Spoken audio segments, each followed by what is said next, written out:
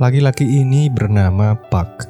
Ia adalah seorang aktor Korea terkenal, kaya raya dan sering bergonta-ganti pasangan.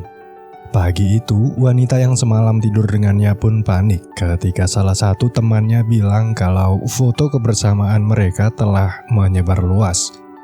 Di waktu yang sama, asisten pribadi sekaligus teman baik yang bernama Juyun menelpon dengan maksud yang sama.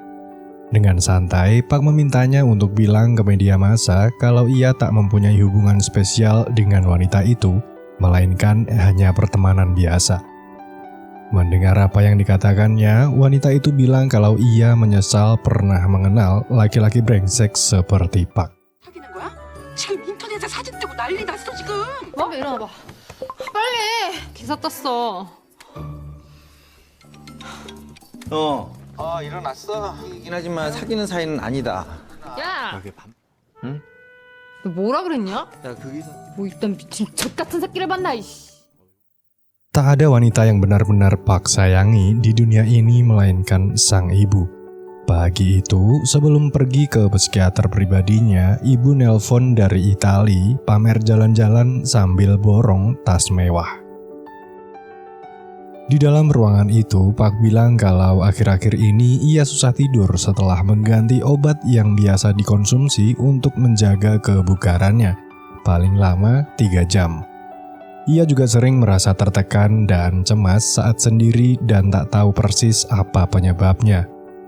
Mendengar keluhan pasien sekaligus aktor idolanya, ia bilang kalau Park terlalu disibukkan dengan jadwal syuting dan menyarankan untuk sesekali mengambil cuti liburan.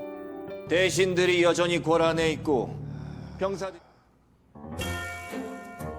Mentang-mentang dia ini aktor terkenal dengan bayaran mahal, bukannya nyalahin diri sendiri gara-gara gak apal dialog pas lagi syuting, justru Park nyalahin penulis naskah bikin dialog yang terlalu panjang. Si sutradara pun ikut-ikutan nyalahin si penulis, lalu nyuruh nulis naskah di papan biar si Park ngeliat kalau pas lagi syuting lupa dialog lagi. Tak lama datang si Juyun ngasih tahu kalau nanti malam ada jadwal penghargaan nominasi aktor terbaik. Di acara yang akan dihadirinya nanti, ternyata Juyun udah dapat bocoran informasi kalau Park adalah pemenang nominasinya. 그럼 발표하겠습니다. 축하합니다. 박강. Presenter pembaca nominasi aktor terbaik saat itu kebetulan adalah wanita yang kemarin bersamanya. Sesaat sebelum membacakan pidato, wanita itu bilang, kalau tahu Park lah yang menang, ia tak akan sudi menjadi presenter di acara tersebut. Di waktu Park menyampaikan pidato tentang perjalanan karir sebelum ia menjadi aktor papan atas, terlihat seorang wanita cantik, mantan kekasih Park, bernama Suyun, menarik napas dalam-dalam mengingat kenangan pahit sewaktu masih bersamanya. Untuk merayakan pencapaian paling berharga itu, Park mengajak Juyun ke sebuah kedai minuman tua tempat biasa mereka bersantai menghabiskan waktu. Malam itu kebetulan adalah malam Natal. Juyun bilang kalau ia harus segera pulang karena istri dan anak-anaknya sedang menunggu di rumah untuk merayakan Natal bersama. Iri karena tak ada seseorang yang spesial untuk menemani menghabiskan malam Natal sambil bercanda, Park bilang kalau akan menelpon wanita kemarin lalu bikin skandal lagi biar kerjaan Juyun semakin bertambah. Atau nyari asisten baru yang mau nemenin dia minum. Tak ingin kehilangan pekerjaan, Juyun terpaksa menemaninya. Di kedai itu, mereka membahas masa lalu tentang audisi saat terpilih masuk putaran final untuk memperebutkan aktor utama di sebuah film sebelum menjadi terkenal seperti sekarang ini. Juyun membayangkan seperti apa jadinya jika dirinya lah yang menang dan Park kalah dalam audisi itu.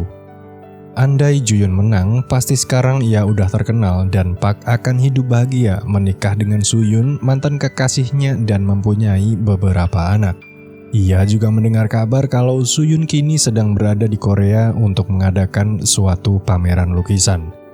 Mendengar kabar itu mengingatkan Park ke masa-masa sulit saat masih bersama Suyun. 헤어지자.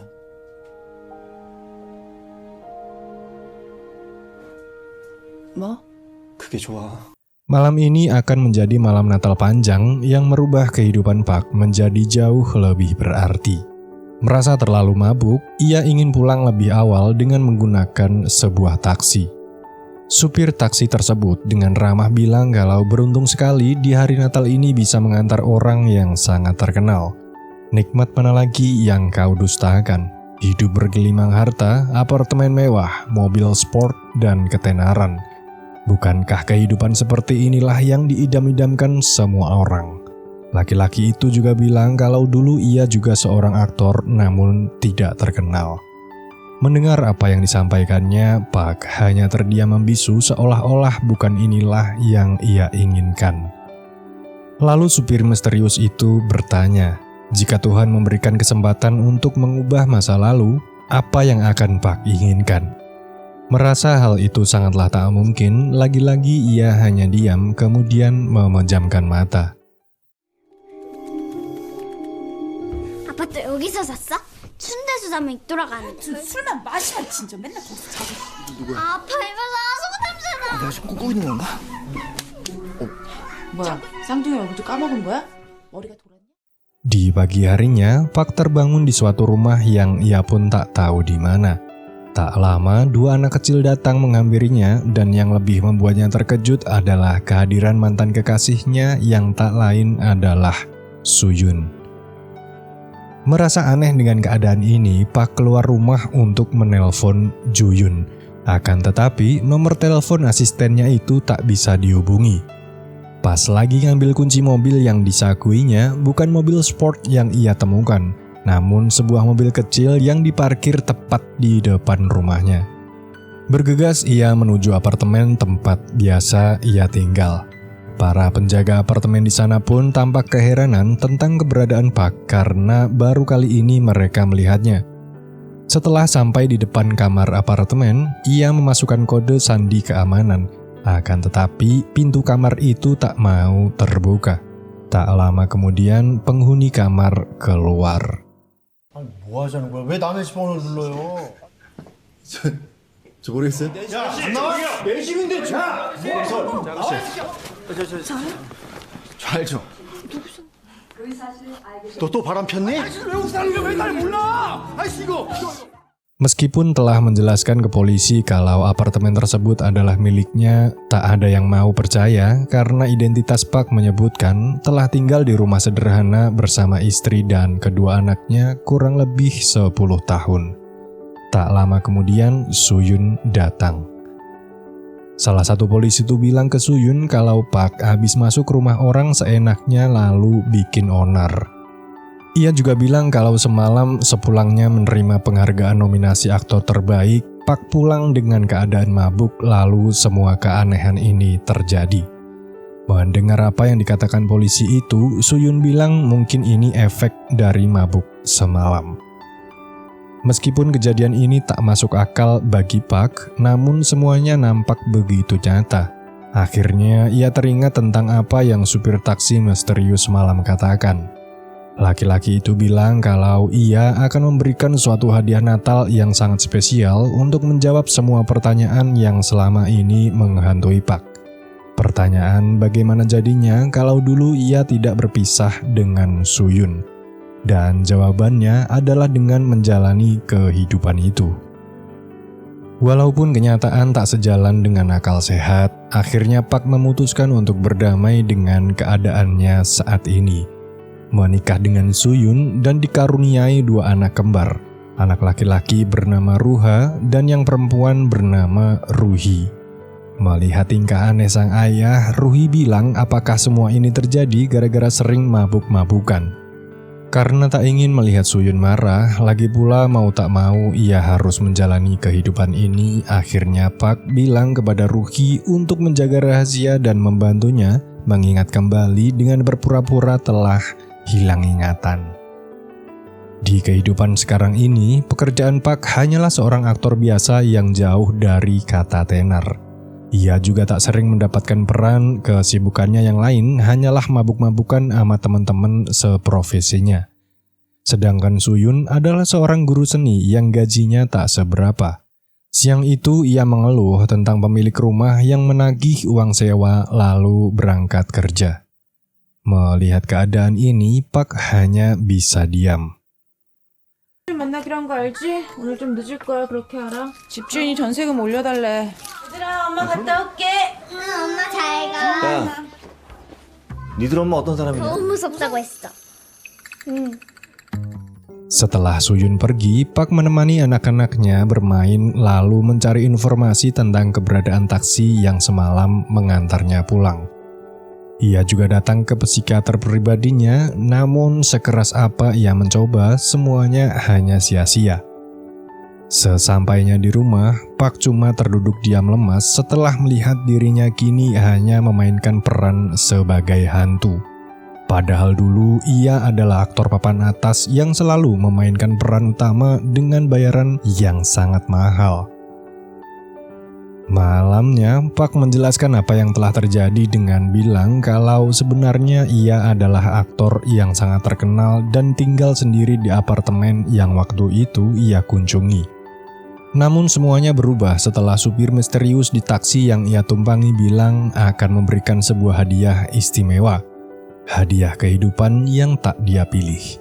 Lalu di pagi harinya setelah terbangun, ia berada di rumah sederhana ini bersama Suyun dan anak-anak.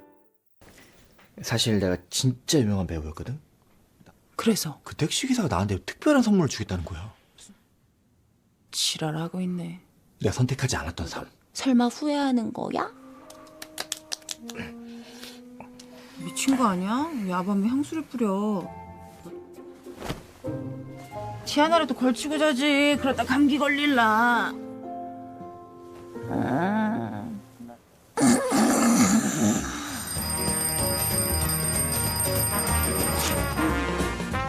주니어 봐봐.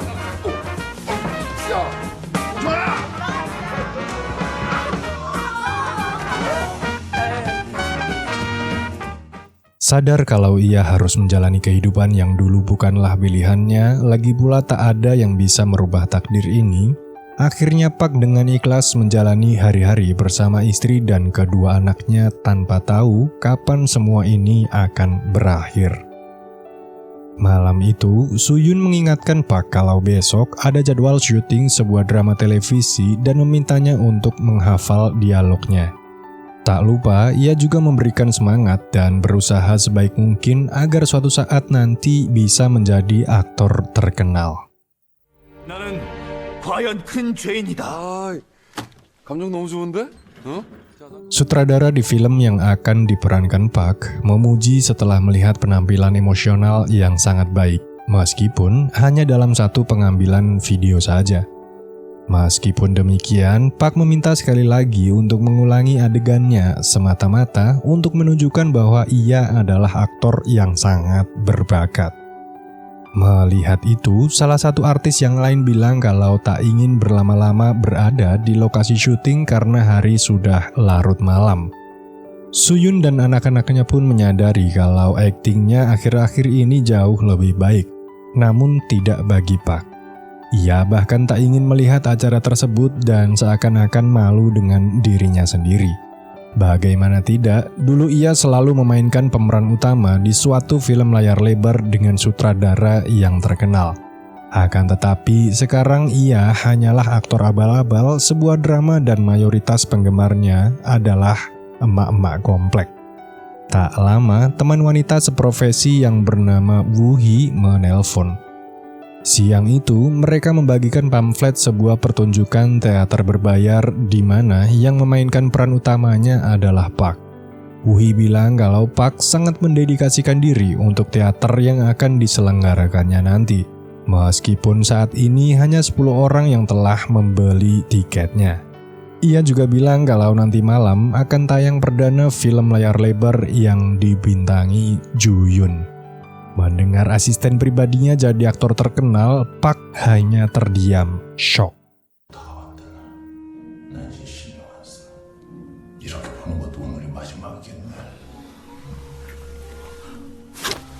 Penasaran dengan sosok orang yang dulu hanya bekerja sebagai asisten pribadinya, keesokan harinya Pak mengunjungi tempat tinggal Ju Yun untuk menanyakan kabar.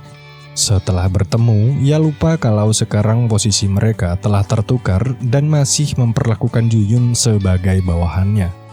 Meskipun hati kecil Pak iri dengan keadaan Juyun sekarang ini, ia harus ikhlas karena memang kehidupan ini adalah kehidupan yang tak dipilihnya. Melihat wajah melas sahabatnya, Juyun bilang kalau bukan karena Pak, ia tak akan setenar seperti sekarang ini. Dulu saat audisi putaran final untuk memperebutkan peran utama di film layar lebar, Pak memilih untuk mundur dan pergi meninggalkan acara tersebut ke bandara untuk menghentikan Suyun yang akan pergi ke Amerika untuk melanjutkan kuliah seni. Mendengar kenyataan itu, Pak pulang ke rumah dengan wajah penuh penyesalan. Ia menyesal kenapa dulu memilih ketenaran dan membiarkan wanita yang sangat mencintainya pergi begitu saja. Yang paling membuat dirinya merasa bersalah saat Suyun bilang kalau keberadaan si kembar Ruhi dan Ruha adalah bagian terindah dalam hidupnya, meskipun dengan keadaan yang sederhana ini. Mendengar itu, hati Pak seakan tersentuh. 오빠 전 뿌리치고 뉴욕으로 갔으면 어땠을까. 세상에 로이랑 로아가 없었을 거고. 너 되게 이뻐. 난 지금 이렇게 사는 거 너무 좋아. 행복해. 사람들.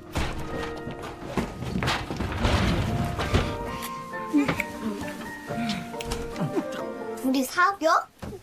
나쁜 것도 귀신 본 것도. 귀신 같은 놈. Malam itu adalah malam pertunjukan teater yang diadakan Pak. Akan tetapi, Juyun malah tidur saat pertunjukan tersebut dimulai. Lalu setelahnya, Juyun mentraktir semua orang yang hadir di tempat itu makan malam sepuasnya. Diam-diam selama ini ia menaruh perasaan kepada si tomboy Woo Hee. Karena masih ada jadwal, Juyun meminta izin untuk pulang lebih awal dan meninggalkan kartu kreditnya. Kesempatan itu tak disia-siakan Pak. Ia bilang ke Juyun kalau mau ngebungkus beberapa daging untuk dibawa pulang. 고기 좀만 사가도 되냐? 오빠도 마셔 원샷. 먼저 해도 되나 모르겠네. 노래해. 넌 장난 아니야? 누구나 빈손으로 와 살아갈 순 없어. Sosok galak dan menakutkan wanita satu ini lebih menakutkan dari sang istri. Dia adalah Ibu Pak. Siang itu, tanpa memberikan kabar, tiba-tiba ia datang berkunjung buat nengok cucu-cucunya. Tak seperti biasanya, Suyun yang sehari-harinya galak pun terlihat seperti bidadari yang lembut di depan mertuanya itu. Melihat kondisi rumah dan keuangan putra satu-satunya itu membuat ibu merasa sedih. Tak ada pekerjaan tetap bagi Pak, ditambah Suyun harus mencari pekerjaan tambahan sebagai seorang guru seni. Sesaat sebelum pulang, ibu memberikan Pak sebuah amplop berisikan uang lalu berpesan untuk membelikan makanan enak buat anak-anak dan jangan lupa membeli bunga untuk makam ayah karena sebentar lagi adalah hari peringatan kematiannya. Mendengar itu, mengingatkan Pak kembali sewaktu kecil dulu yang tak pernah mendapatkan perhatian dari sang ayah. Kekecewaan yang terpendam sedari kecil, Pak perlihatkan dengan jelas ketika ia tak mau mengunjungi makam sang ayah. Melihat ayah, si kembar bertanya alasan apa yang membuatnya tak mau berkunjung. Pak bilang kalau sepanjang hidupnya ia hanya melihat kakek sebanyak 10 kali saja. Tak mau mengajarkan kebencian, Suyun bilang kalau ayah malu jika nanti menangis di depan anak kecil saat mengunjungi makam. Suatu hari Pak mengikuti audisi sebuah film layar lebar berkat informasi Juyun. Selesai dengan adegannya, si sutradara bilang kalau ia terlalu mendramatisir dan bertanya bukankah Pak teman baik Juyun. Alih-alih mendapatkan pekerjaan, justru Pak diminta untuk membantu sutradara membujuk Juyun agar mau membintangi film yang akan dibuatnya. Untuk meluapkan kekesalannya, Pak pergi ke suatu gelanggang bersama Juyun. Mendengar keluh kesah teman baiknya itu, Juyun akan membantu mencarikan audisi lain untuknya. Lalu tiba-tiba ia mengajaknya sparring tinju. Siapa sangka Park dibuat babak belur oleh Juyun. Melihat tak ada pekerjaan tetap yang dimiliki Park, Juyun memberikan sebuah tawaran untuk teman baiknya itu. Juyun bilang kalau kontrak dengan asisten pribadinya akan segera berakhir. Untuk itu, ia ingin memberikan pekerjaan kepada teman baiknya menjadi asisten pribadi. Namun sayang, niat baik itu tidak disambut Park dengan baik. Dengan egoisnya, Park bilang kalau tak sudi jadi asisten karena dulu Juyunlah yang jadi bawahannya. Suatu sore, Park mengunjungi tempat Suyun bekerja, khawatir dengan keadaannya karena tak kunjung mengangkat telepon. Ia pun menaruh kecurigaan saat menanyakan hal itu kepada anak perempuannya. Seakan-akan Ruhi menyembunyikan sesuatu. Lalu tiba-tiba saat mereka asik bercanda, anak laki-lakinya luput dari pengawasan dan terjatuh. Dengan panik, ia membawanya ke rumah sakit. Tak lama, Suyun datang. Beruntung tuh bocah cuma terkilir. Setelah melihat baju yang dipakai Suyun, barulah Park tahu kalau selama ini istrinya rela bekerja di sebuah minimarket demi membantu keuangan keluarga.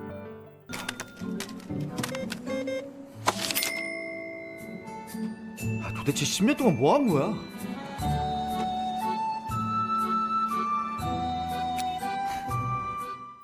Setelah sadar dirinya yang tak berguna, akhirnya Park memutuskan untuk membuang jauh egois dan menerima tawaran Juyun untuk menjadi asisten pribadinya.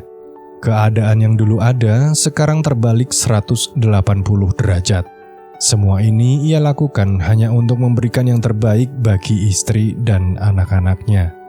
Meskipun berat, ia melakukan ini dengan ikhlas dan penuh tanggung jawab setelah merasakan betapa susahnya berada di posisi Juyun. Mempersiapkan jadwal, membawakan baju, selalu ada di sampingnya, dan hal yang dulu sama persis dengan apa yang dilakukannya, yaitu menyelesaikan permasalahan dengan media massa. Kalau dulu cara Park menyelesaikan skandal bersama wanita dengan tidak mengakuinya, kali ini ia melakukan dengan cara yang benar. Dengan mengakui perbuatan dan meminta maaf, justru Juyun mendapatkan kritik positif dari netizen. Bahkan ia mendapatkan tawaran main film dengan gaji yang lumayan besar. Melihat kinerja luar biasa teman baiknya itu, Juyun bilang akan menaikkan gaji. 목숨보다 아까운 딸을 너에게 가까이 두었다. 행복할 수 있었습니까? 미쳤냐? 왜 그러? Suatu siang pas lagi sesi latihan ngapalin dialog bareng Park, Juyun terkesan saat melihatnya begitu mendalami peran. Dari jauh terdengar keributan antara sutradara dengan penulis naskah. Ternyata salah satu aktor tiba-tiba pulang gara-gara ngambek nungguin break pengambilan video yang terlalu lama. Kesempatan menjadi aktor di sebuah film walaupun bukan menjadi pemeran utama tak disia-siakan Park. Bahkan si sutradara menyanjung setelah melihat adegan yang dilakukannya dengan sangat baik.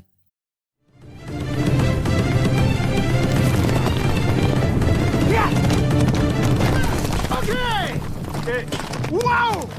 와, 이게 무슨 일이야? 말을 왜 이렇게 잘 타? 저 배우도 말 잘 타잖아. 직접 달려보는 게 어때? Berkat bantuan Juyun, sekarang Park punya pekerjaan dengan bayaran yang lumayan besar. Tanpa ia sadari, kehidupan sekarang ini jauh lebih baik dari apa yang ia jalanin dulu, meskipun belum sebanding dengan kehidupannya saat itu. Di sela-sela kesibukan, ia merawat dan menyayangi si kembar seperti anaknya sendiri. Suatu pencapaian yang selama ini ia raih atas kerja keras dan membuang jauh sifat keegoisannya. Untuk merayakannya, Park mengajak istri dan kedua anaknya untuk memanjakan diri, berbelanja, dan makan makanan enak di restoran mahal. Bahkan ia membelikan mobil baru untuk wanita yang sangat ia sayangi itu. Akan tetapi, bukanlah itu yang Suyun inginkan. Puncaknya terjadi saat mendengar Park yang bilang kalau ia ingin pindah ke sebuah apartemen mewah. Suyun bilang kalau tak ingin tinggal di sini dan melupakan kenangan-kenangan indah di rumah sederhana yang tak akan mungkin bisa tergantikan. Serta jangan pernah melupakan jati diri setelah mendapatkan apa yang diinginkan. Mendengar itu, Pak bilang kalau tak mudah untuk meraih semua ini. Dan semua ini ia lakukan hanya untuk kebahagiaan Suyun dan anak-anak. Perbedaan pendapat itu membuat si kembar menangis. Sesampainya di rumah, Pak tak bisa tidur. Ia menyadari apa yang telah dikatakan istrinya itu memang benar. Ia meminta maaf atas keegoisannya dengan berpikir kalau hidup serba ada akan jauh lebih bahagia. Namun sekarang ia tahu, sesuatu yang sederhana akan lebih berarti dan uang bukanlah segalanya. Dulu ia hanya bisa tidur paling lama 5 jam. Namun sekarang ia bisa tidur seperti orang mati dan saat membuka mata, ia melihat Suyun dan si kembar. Baginya, ini adalah harta yang paling berharga di dunia ini. Tak terasa setahun sudah Pak hidup di kehidupan yang tak dipilih ini. Dan berakhir pula film yang diperankannya. Atas kerja keras selama ini, namanya banyak dikenal. Bahkan ia mendapatkan tawaran sebuah film sebagai pemeran utama. Suatu malam, Juyun terpilih dari beberapa nominasi aktor terbaik di Korea. Dan kata-kata sambutan yang ia sampaikan adalah berterima kasih kepada teman baik sekaligus asisten pribadinya. Tanpa dirinya, ia tak akan bisa sejauh ini. Beda dengan apa yang disampaikan Pak dulu saat meraih nominasinya. Bahkan ia tak menyinggung sedikit pun apa yang telah dilakukan Juyun. Mendengar itu, Pak terdiam, malu. Sama persis dengan kejadian dulu sebelum menjalani kehidupan yang tak dipilihnya, Juyun mengajaknya minum di kedai tempat mereka biasa menghabiskan waktu. Di sana, Juyun bilang kalau sekarang ini ia sedang berkencan dengan si tomboy Woo Hee dan jika semua berjalan baik, ia akan menikahinya. Padahal kenyataan yang terjadi bukan seperti itu. Woo Hee hanya menganggapnya sebagai teman biasa. Sesaat sebelum memasuki taksi, Pak mengangkat telepon. Telepon dari Suyun dan si kembar yang tak sabar menunggu kedatangannya untuk merayakan Natal bersama. Setelah mengakhiri panggilan, tiba-tiba ia terkejut setelah mendengar suara supir yang mengantarnya. Suara yang tak asing baginya. Dan ya, orang tersebut adalah orang yang sama tepat 1 tahun lalu mengantarnya pulang saat malam Natal tiba. Laki-laki itu bilang kalau waktu Pak di kehidupan ini tinggal sebentar lagi. Esok pagi ia akan menjalani kehidupan yang dulu ia jalani. Pak tak akan bisa memilih meskipun ia tak ingin kembali dan memilih untuk hidup di kehidupannya ini. Laki-laki itu juga bilang kalau bukankah dulu ia pernah memberitahu bahwa dirinya adalah seorang aktor drama.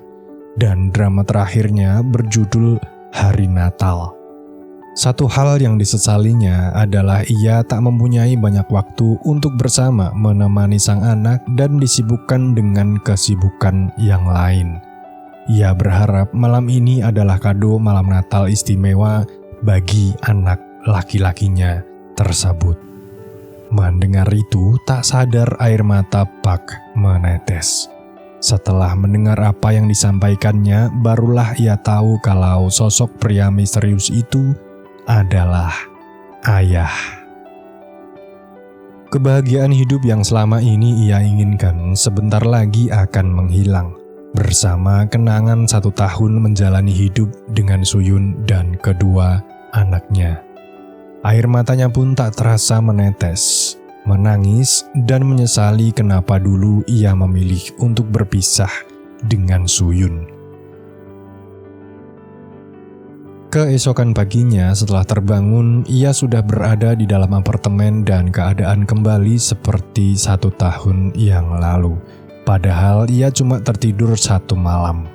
Tak lama, Juyun datang. Lalu Pak teringat kalau saat ini Suyun berada di Korea untuk mengadakan pameran lukisan.